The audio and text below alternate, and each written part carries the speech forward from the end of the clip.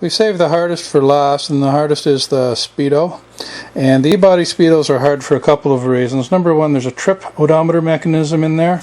I'll zoom in here so you can see we've actually re-lettered the trip. If you turn it around, you can see that the lettering... Oh, show the trip mechanism, Brian. Oh, turn it, I want to see the back side of the trip mechanism. Yeah, basically what you have to do is you have to remove that whole mechanism with the face off of it.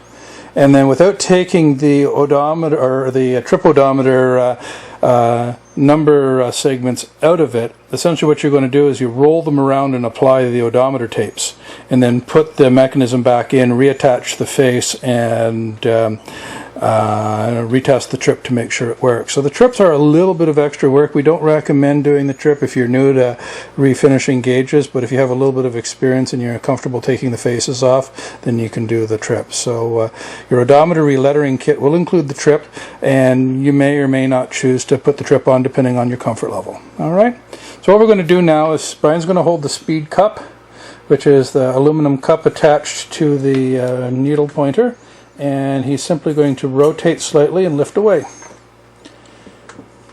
The E-body needles once again are fragile, so be a little bit careful. He's going to check for any dust or dirt.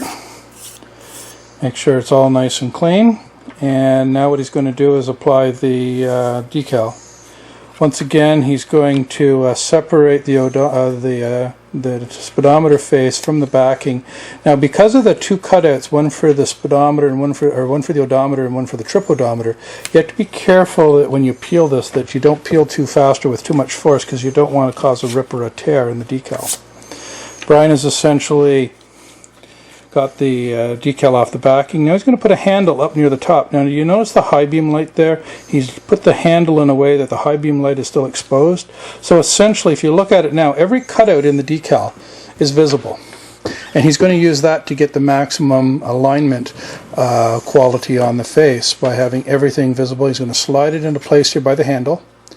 He's going to slide it around until he's happy, and then if he's not happy, the decal, you can pick it back up and reposition it. This one's a particularly nasty face to put on and takes a little bit of time and effort. So, you know, if you don't get it right the first time, just very, very gently peel the face up and put it back down. Do you notice we're not using any water or any liquid?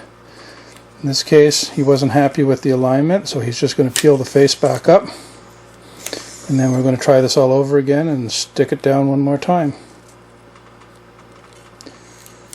Make sure you're happy with the final work though, because after 24 hours this face is not removable. It is locked down for the life of this gauge. So, you know, be picky now, and then you're happy. Once you get everything aligned, smooth down from the center out and then around the edges.